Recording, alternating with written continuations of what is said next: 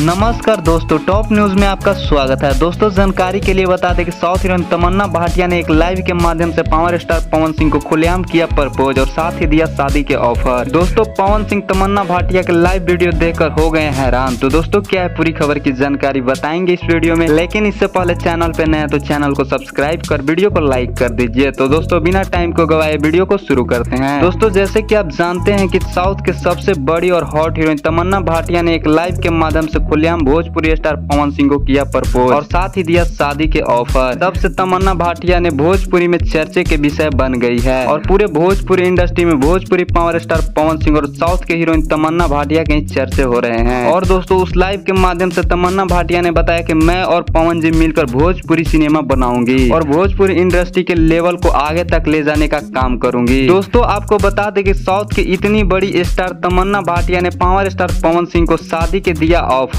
लेकिन दोस्तों power star Pawan Singh का कोई भी रिप्लाई नहीं आई है। तो दोस्तों पावर स्टार पवन सिंह को तमन्ना भाटिया से शादी करना चाहिए या नहीं, आप कमेंट बॉक्स में जरूर बताइएगा। और हमारे चैनल पे नया तो चैनल को सब्सक्राइब कर वीडियो को लाइक कर दीजिए। फिर मिलेंगे अगले वीडियो में।